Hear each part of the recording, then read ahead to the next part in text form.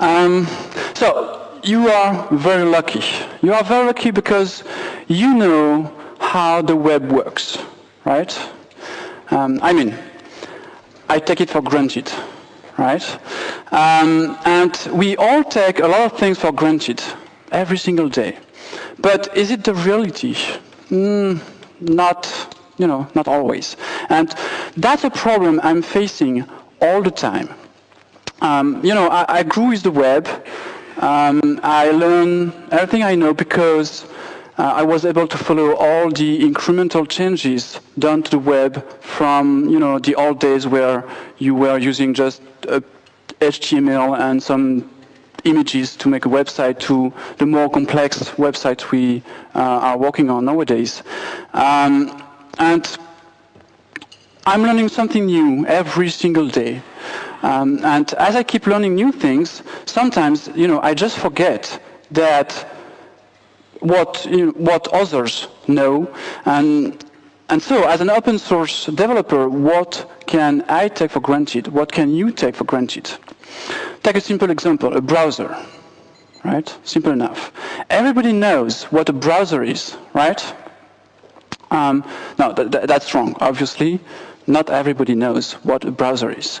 And you are part, actually, of a very small club of people understanding what a browser is, understanding how the web works. But many people just don't make any difference between the web, the internet, a browser, an address bar, Google, or even Facebook, right? Let me tell you a story. You probably have heard about this story. It was in early 2010, and Read Wide Web published an article on Facebook, and the title was, "Facebook wants to be your one true login." And the article was about a deal between AOL and Facebook, and it was not that interesting. But less than half an hour after the publication of the article, the number of visitors on this article started to grow significantly. And after just an hour, the article reached the number of visitors an average article gets in one day.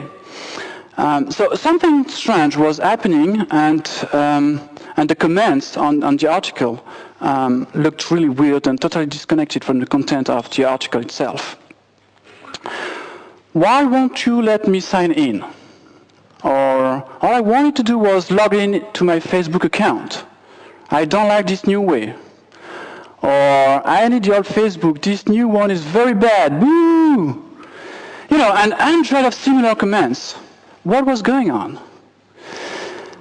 If you want to log in on Facebook, right, you probably open your browser and type facebook.com in the address bar, right?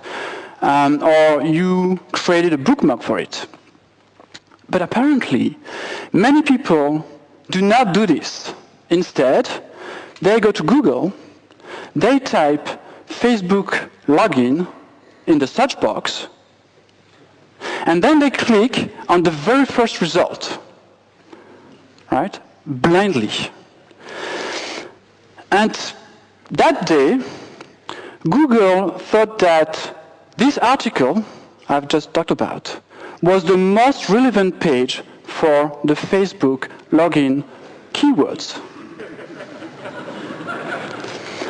So realize people are using a search tool, Google, as a navigation tool, as a bookmarking tool.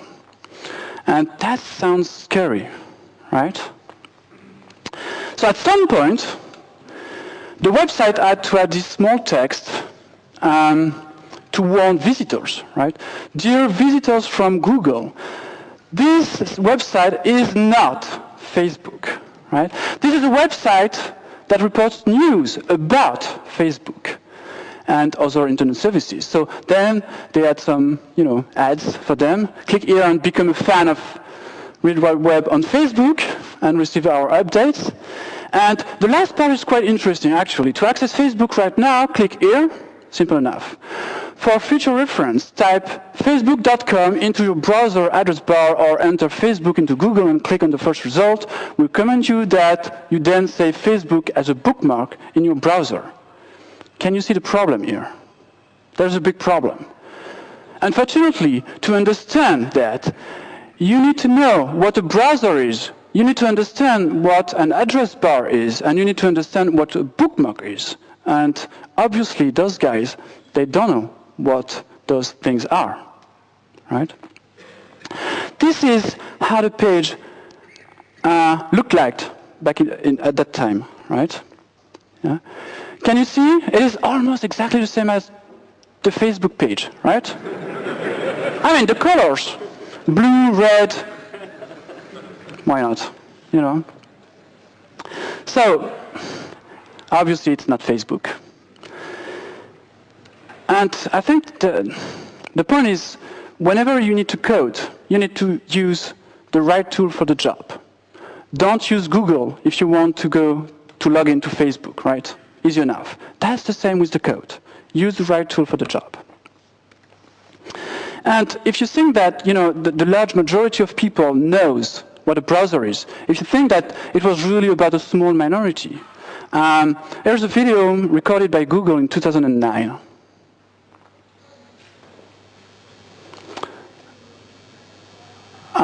We have no sound.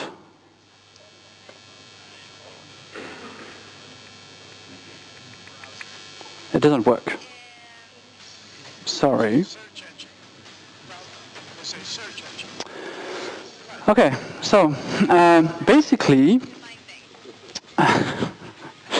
they asked a lot of people about what a browser is, and the answers are really interesting. So basically, nobody knows what a browser is, and the most common answer is really, yeah, the difference between a search engine and a browser, and nobody knows. People, they think that, you know, Google is actually... find anything, and I guess you browse the same way. Yeah, I know. A browser is when you know what you're looking for, and a search engine is when you're searching for something. I assume a browser is the way to get on, but no, I don't know much. So do you know what the difference is between Google and your browser? No, not really. What browser do you use? I use Firefox. What made you switch to Firefox? My friend came over to my house and erased all my other browsers and installed it and said, you're using this now. What browser do you guys use? Google. I have AOL. We go through broadband. The Big E with the Explorer on it. I'm not a computer guy. I might be the wrong one for this. What browser do you guys like to use?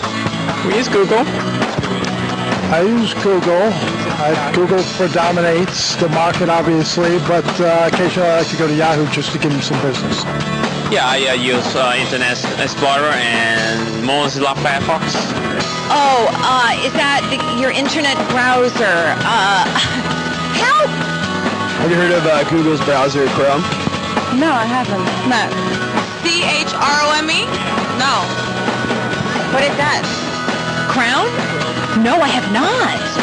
Have you heard of Google's Chrome browser? No. Should I use it? Have you heard of Google's Chrome browser? Chrome browser? No way. 8% of people, right? Nothing, really. And now, of course, as Symfony has been created for PHP developers, we can safely bet that all of them know what a browser is, right?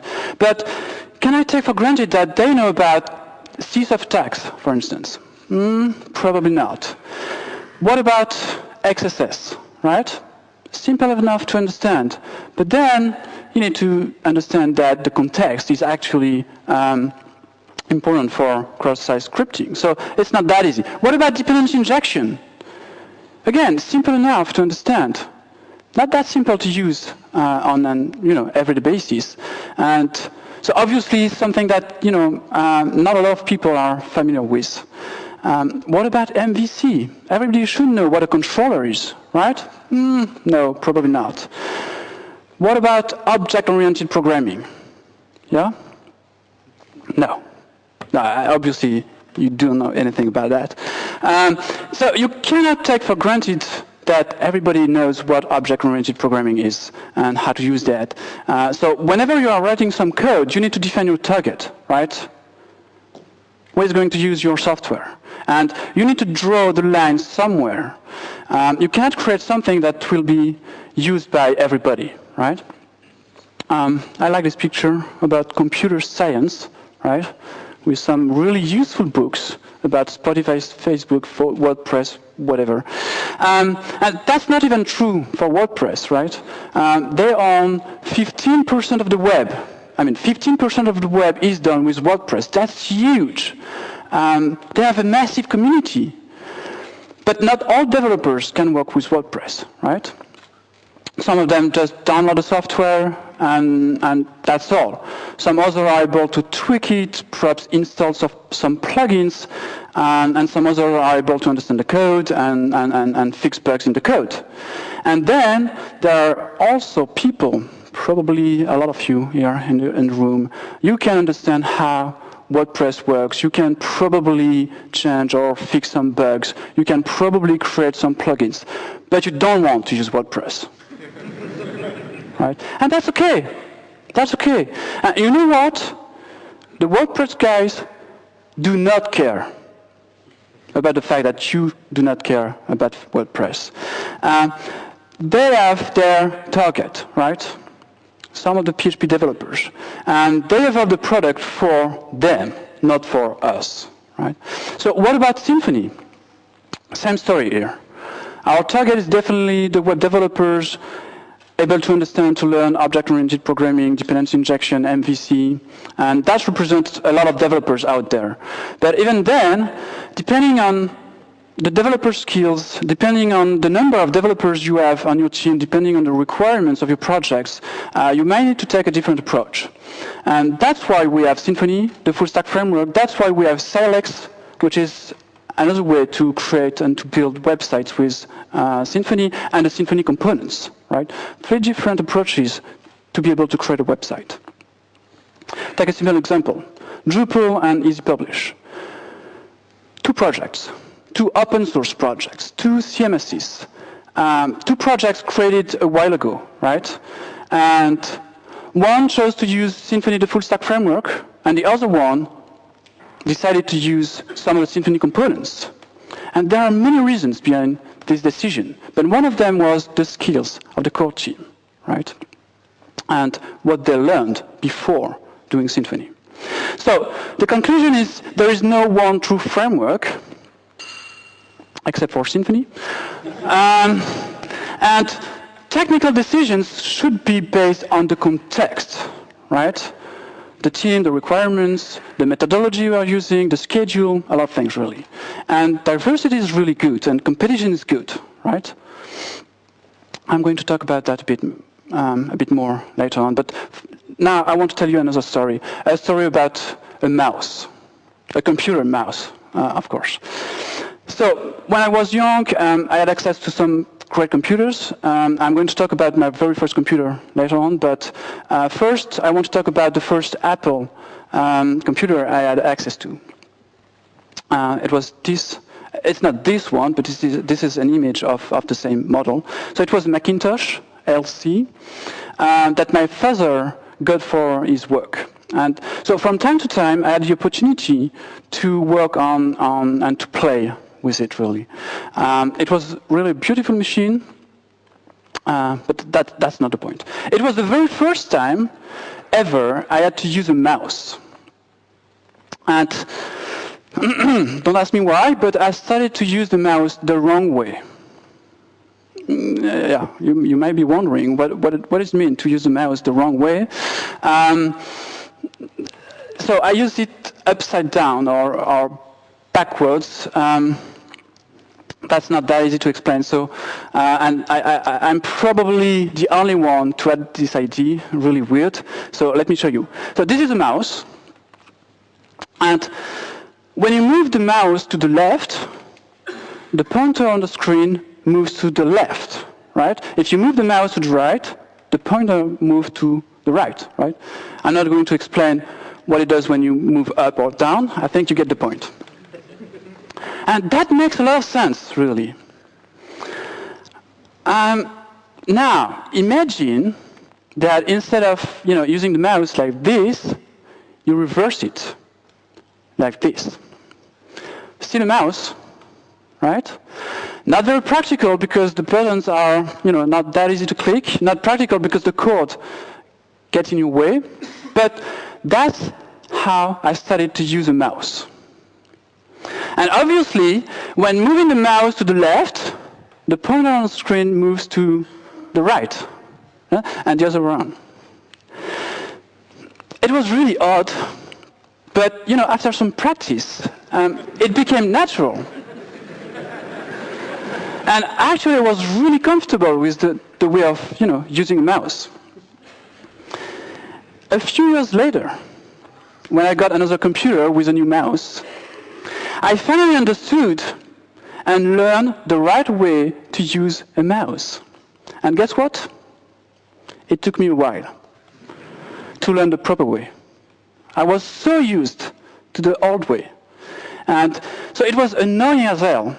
But after some days and weeks practicing the right way, I got used to the new way. And I moved on, right? Yeah. I know what you are thinking right now. Is he really that stupid?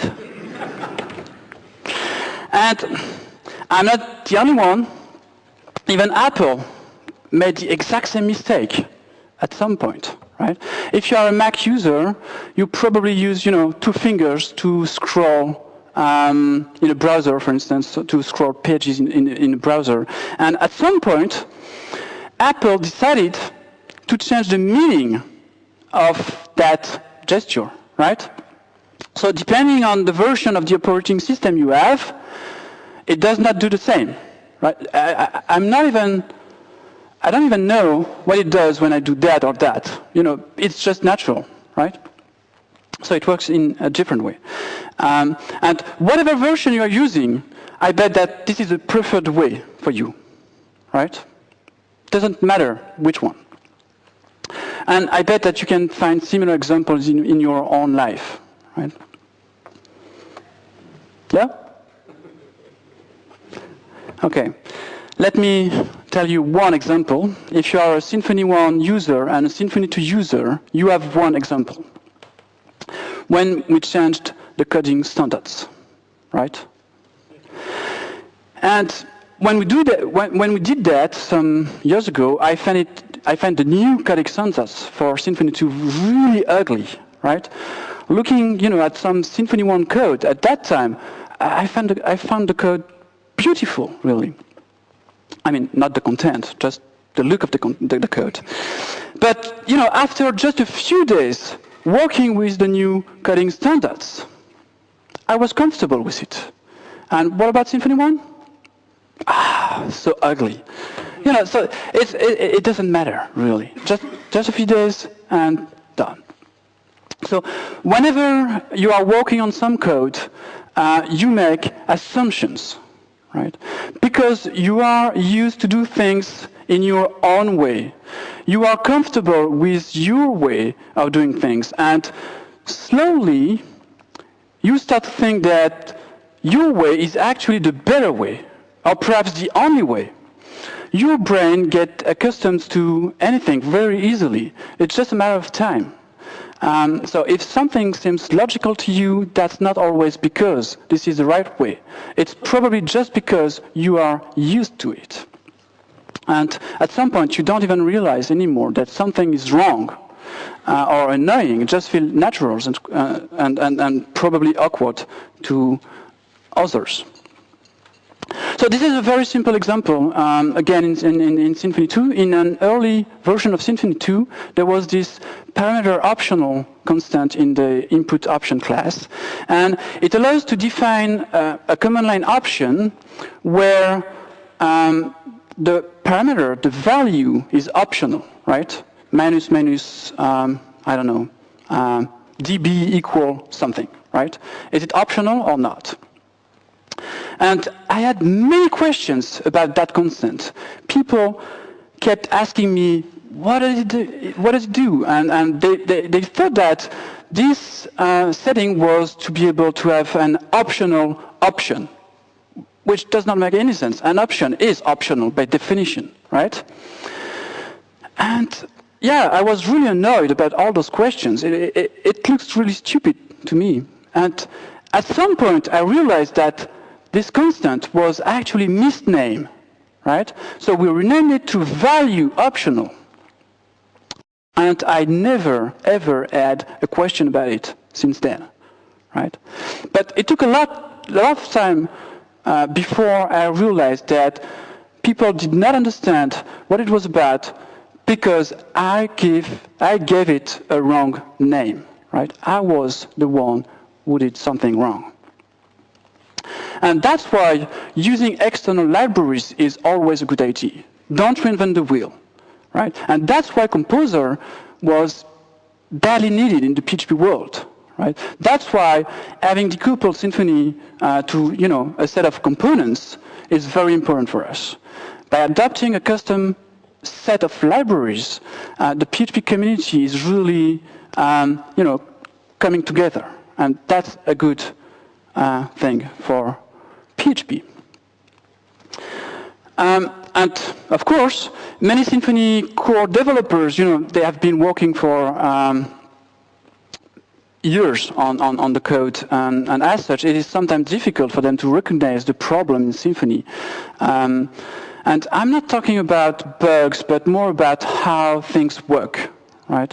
So we need that as many Symfony users as possible give us some feedback, right? We love feedback, actually.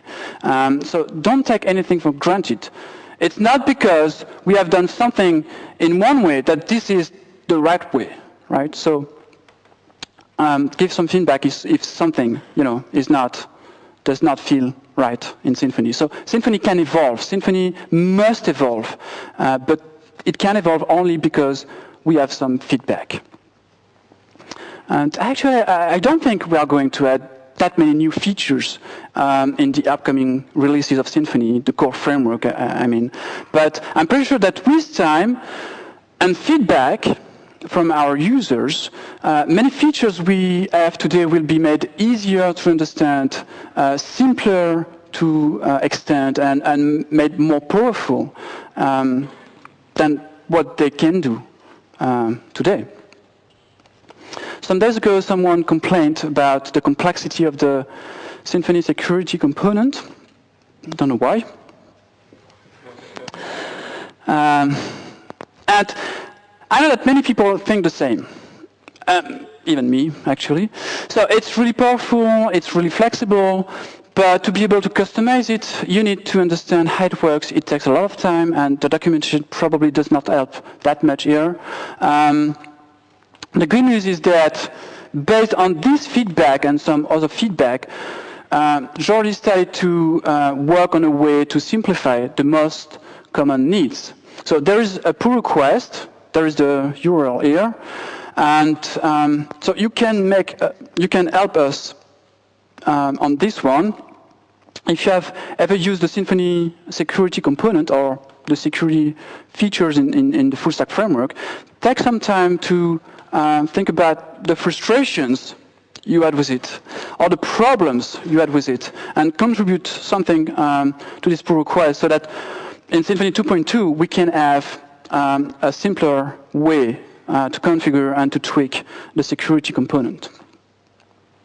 So contributing is not just about writing code, it's not just about writing documentation, it's not just about helping people, it's also about giving feedback. Good feedback or bad feedback. Okay, so now I want to talk about something totally different. A lot of people keep asking me about how I've learned everything I know. How did I learn how to code? How did I learn about web development best practices or design patterns and so on? So, and actually I started to hack computers when I was very young. So let me tell you a story about my very first personal computer. It was Christmas 1984. I was 11 years old, and even if I was really young, I had this one dream, getting my own computer. And we were lucky enough to have some computers at school, but having a personal computer was really one of my dreams. And for the younger in the audience, you must know that the early 80s were the beginning of the personal computer era. So having a computer at home or just having access to a computer was not that widespread at that time. And Santa Claus was kind enough to give us a computer for Christmas 1984. So I got an Amstrad CPC 664 with a color monitor. Yeah, big machine. And Amstrad computers were very popular at that time. I think in Germany it was not, the trademark was different. It was not Amstrad, it was Siemens or something else. Schneider, okay. But it was really the same machine. And the CPC 664 was probably one of the best computers available at that time. And it even had an internal floppy disk drive, right? Not a regular, tape deck, cassette tape deck, but a real floppy disk drive. It was, so fast. And I was in heaven, really. And have a look at the keyboard. Even today, I find it really beautiful, right? And actually, this is the only old computer I still have at home. Anyway, we started to get it out of the box. We removed everything from my desk in my bedroom. We plugged the screen, we plugged the keyboard, and we were ready to try it out, right? And we were so excited. So after, this is a blue screen. Nothing to do with the Windows blue screen of death, right? So after switching the machine on, here is what we had. And I want to stop on this screen for a moment. By default, when booting the machine, you were on the command line, right? But something more interesting, you were able to start coding right away. You were able to type instructions directly on the command line. And thanks to the built-in, I don't know how to call that, text editor, IDE, whatever, a small version of Vim. And the built-in language, the basic 1.1 line, there's a built-in language, right? You were able to code something right away. No need for any IDE, no compiler, nothing. Everything was built in, right? Just type the program, run it, debug it, and save it on a disk, right? That was all. And as a matter of fact, the user manual was about 50 pages, and everything was really well explained. And it took me less than 5 minutes to just relearn everything you see on the screen, right? Even if it feels really odd nowadays, to have to type the line number. But nowadays, when you buy a new machine, getting ready to code is not that easy anymore. You need to install and configure and tweak a lot of different software to get started. And if you buy a Linux machine, good luck. So we need to learn something about, the old way. How can we make the learning process easy and fun again? How can we make the very first step easy again? And recently there has been some great initiatives going on, and there's one named Code Academy, for instance, and but I think that the new computer science section of Khan Academy is really interesting. It's really awesome, actually. And how many of you have ever heard of Khan Academy? Okay, quite a few. Not that many.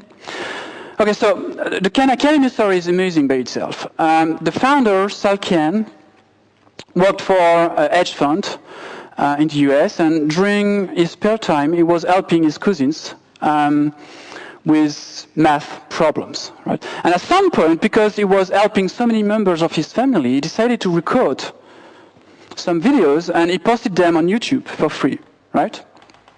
It was the easier thing to do at that time. No protection, nothing, so that everyone could watch them. And more people started to watch those videos, and I started to realize that it was onto something.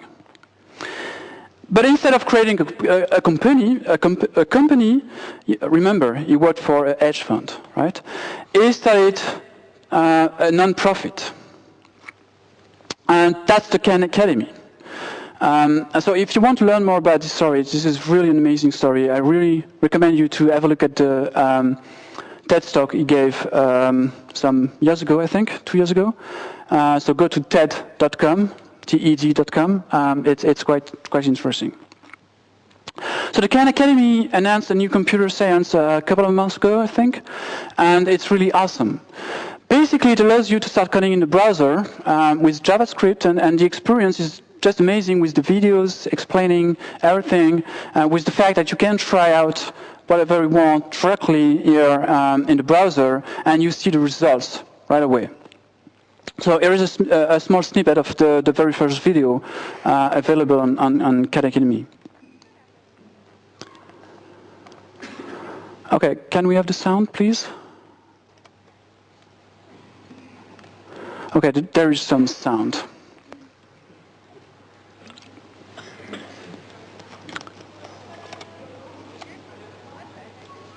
Ah, there is the sound. Really low. It's kind of like a special ability that your computer has. Okay, it was just the end. Let's start out by learning how to draw some basic shapes with code. It's really easy. If I want to draw a rectangle, for example, I can just type rect, which stands for rectangle, and in open parentheses, and then 4 numbers separated by commas, then close parentheses and a semicolon. Ta-da! And if you're thinking, what the heck did she just do, then good, that means you're thinking. This thing right here is a function call. Now, a function is kind of like a special ability that your computer has. Yeah, so it goes on and on to explain what function is and how you can use them and what it does and so on. So I think this is a great initiative which can help a lot of young developers get started faster without the hassle to install anything on the machine. Just get a machine, a browser, done. So to sum up, learning how to code is probably still too difficult. But thanks to my Amstrad, I learned to code very early in my life, and it was quite easy to get started. And interacting with the machine has always been difficult, and the problem is not solved yet. So let me continue my story about Christmas 1984. I'm going to tell you one of the very first frustrating experience with computers that I can remember. So I was excited to have my own computer, but it was Christmas, it was a bit late, so I didn't want it to, start coding something. But still, I wanted to test the power of the machine. And fortunately, the box came with a game, Am's Golf. Yeah, this is kind of stupid, right? The computer was for young people, and when you have 11 years old, playing golf on a computer, what the fuck? Anyway, we only had this game, so we put a disk into the computer and we type this command, run disk. Looks a bit awkward, but basically it means that you want to run the disk program on the disk, right? And then after some wait, you are greeted with this beautiful splash screen. And here comes the interesting part. The computer asks you to press space to begin. All right, easy enough for me.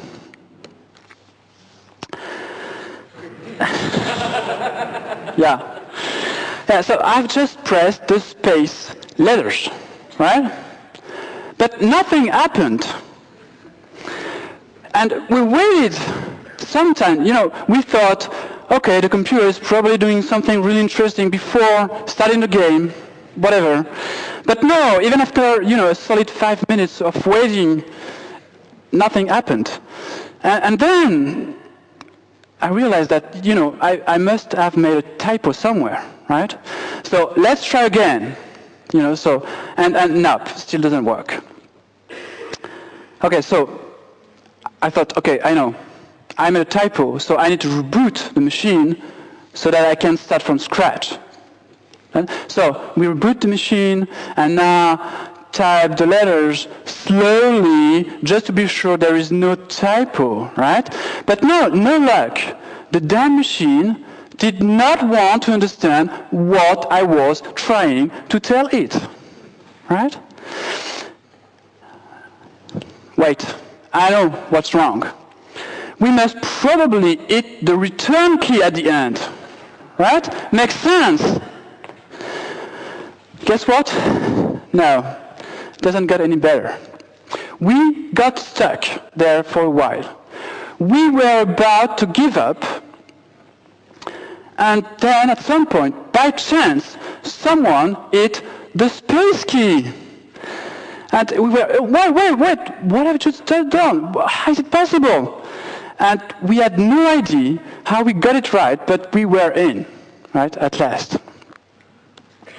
And now here is the next screen.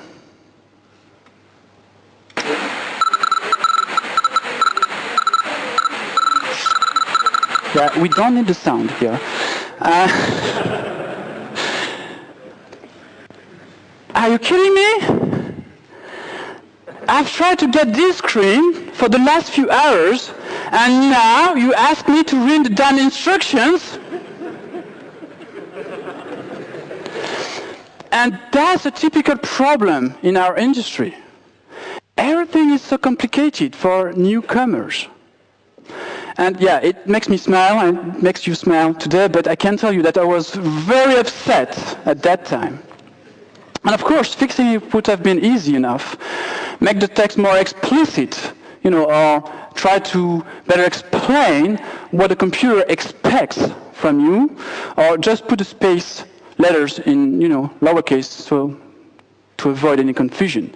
And the problem was probably, the problem is that it was probably so obvious for the developer that he probably didn't even thought about the possible issues with this sentence for regular users. And probably because at that time, the whole game was managed by just the developer, right? And that's what I wanted to point out. Even the simplest screen can be difficult to understand for users, right? The simplest snippet of code can be confusing for users. So during the last few years, I've thought a lot about these problems and how we can fix those space problems. So what about Symfony 2?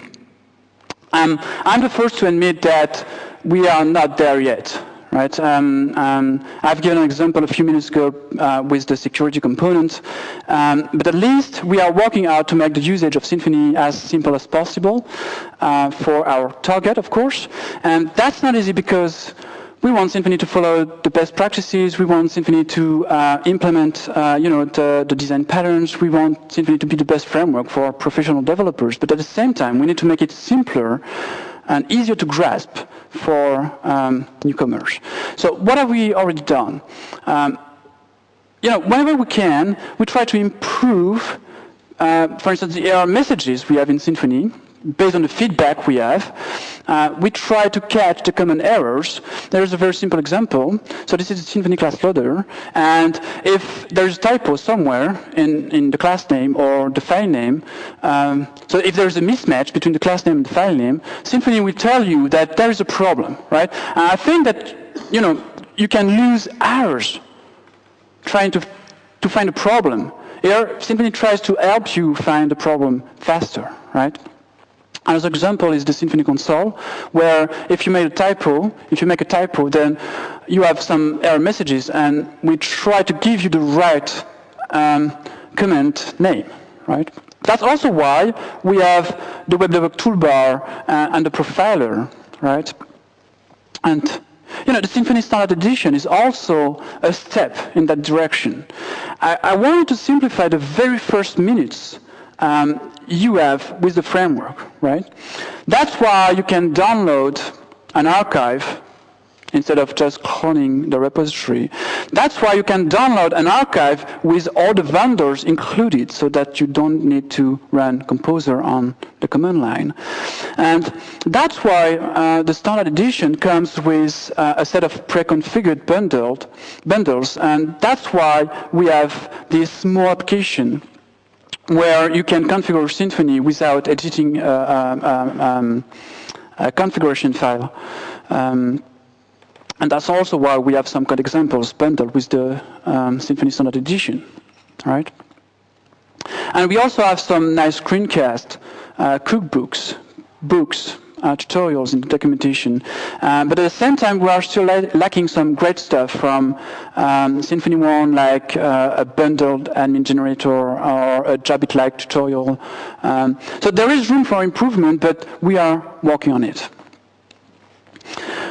So anyway, at some point, you will need to open a composer.json file, right? At some point, you will have to add a dependency, or you will need to edit some configuration file in the YAML or XML format, whatever.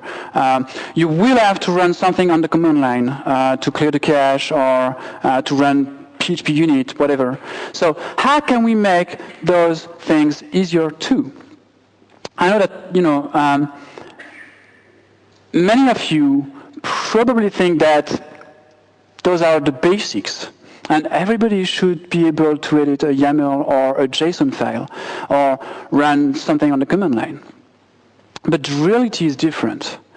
How many developers do not want to run something on the command line? A lot, especially those using Windows. And I can understand why. The command line interface and the shell on Windows is not the best one.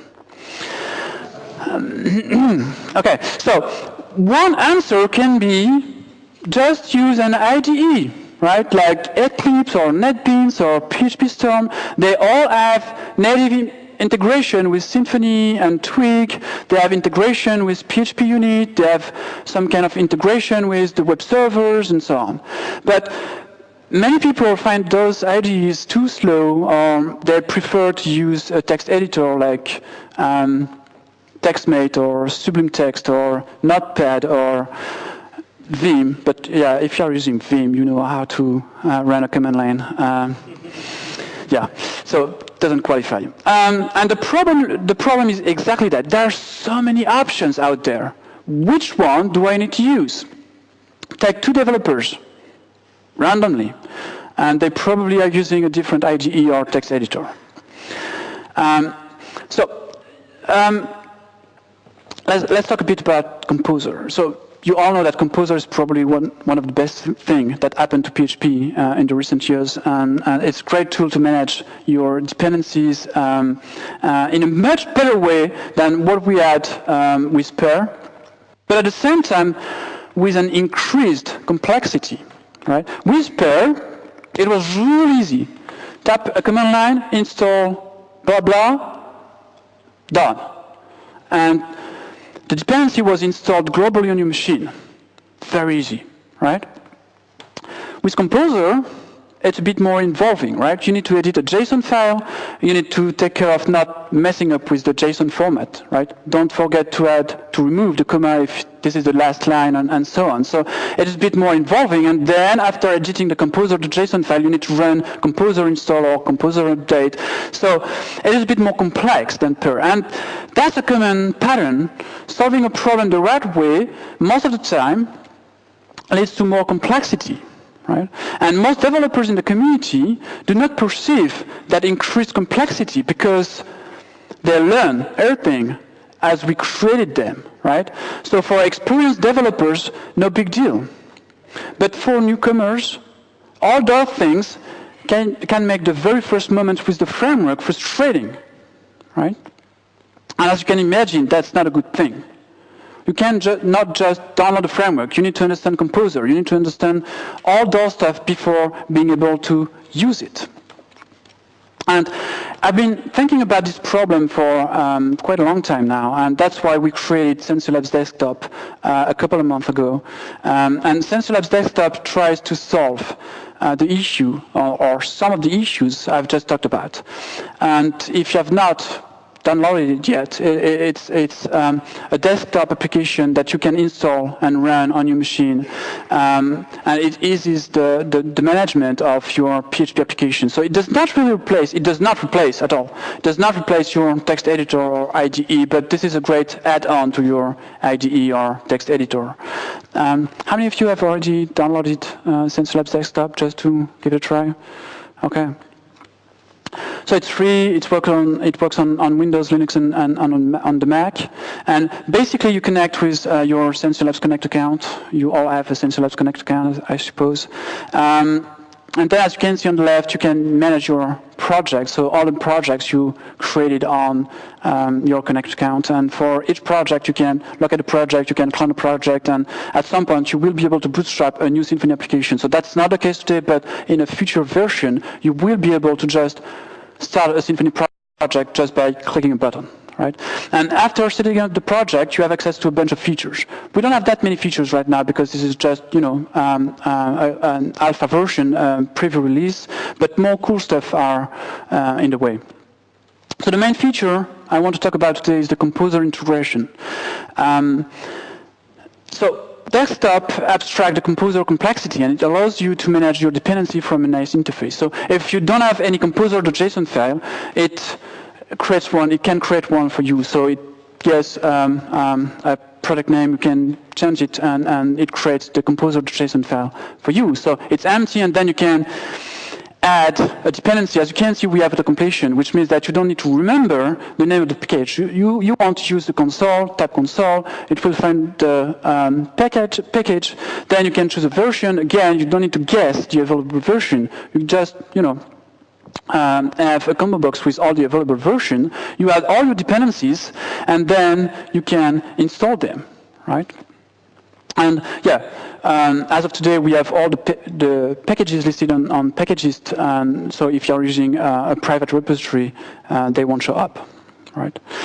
And then when you click install, it's going to install all your dependencies. So it's going to create, the vendor directory and install everything there. And you have, feedback in real time, which means that you can also have access to all the dependencies of the dependencies. Right? Even if you have just installed Silex, you can see that it installed Pimple and routing system from Symfony. Right? And if you want, you can click here at the bottom so that you can see in real time what Composer is doing right now. So you don't have to switch the command line. You don't need to configure anything. It's done directly here. Right? And it also downloads the Composer tool directly, which means that you can choose to use your Composer, but if Composer is not available on your machine, it's going to download it for you. So you don't need to take care of that. Right? You don't need to install Composer yourself. You also have the possibility, to update a dependency or a few ones. You can just, remove or update one dependency, which is one of the common problems you might have. A lot of people just use update, but you can update just one dependency. You can manage the minimum stability. You can manage the development packages and so on. Right? Okay, and at the end of the installation, you have, this green bar. It means that everything ran fine. And with the new version, which should be released today or on Monday, we have also native notifications, right? So you can just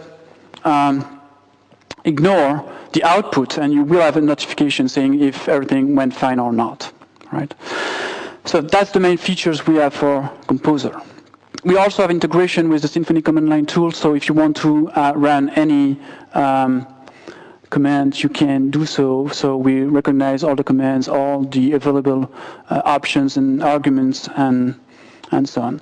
So this is the exact same philosophy as Composer, so I will let you discover what you can with it. And so the PHP unit is new in the new version, so I'm not sure if it is going to be available today or on Monday. But here again, you can run tests, you can see all the tests that failed, you can click a button, it's going to open your text editor, you can fix the thing, then you can just run this one test that failed, and then you have the green bar, right? So you have all you need without switching to the command line interface. And again, you can just ignore what it's doing, and you will have a notification when it's done, right? And in the next version, you will also be able to run a test for your project directly from the icon tray. It means that you won't have to switch from your IDE or text editor to run your test or to get the feedback, right?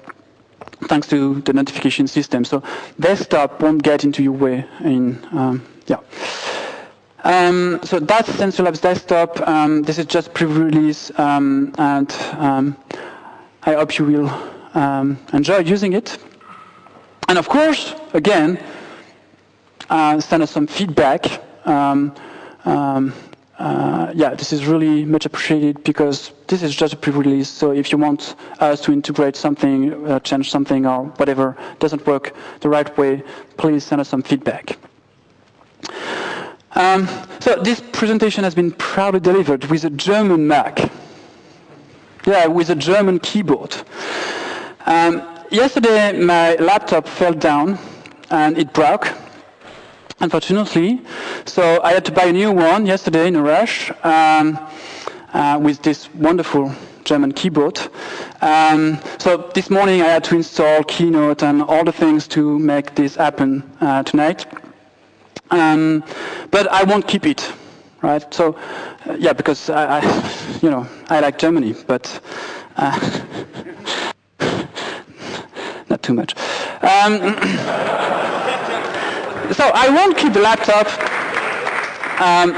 laptop. And we have decided to give it away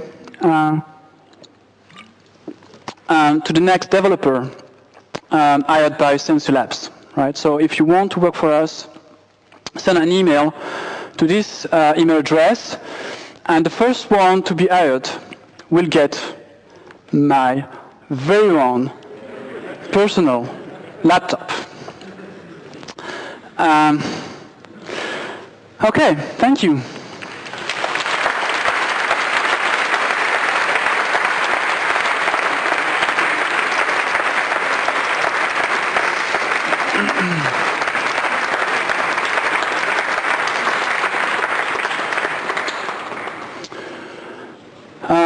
I do not expect any questions from my presentation because obviously it was not really technical oriented. But if you have any questions you want to ask about Symfony, Live, or computers, whatever, feel free to ask.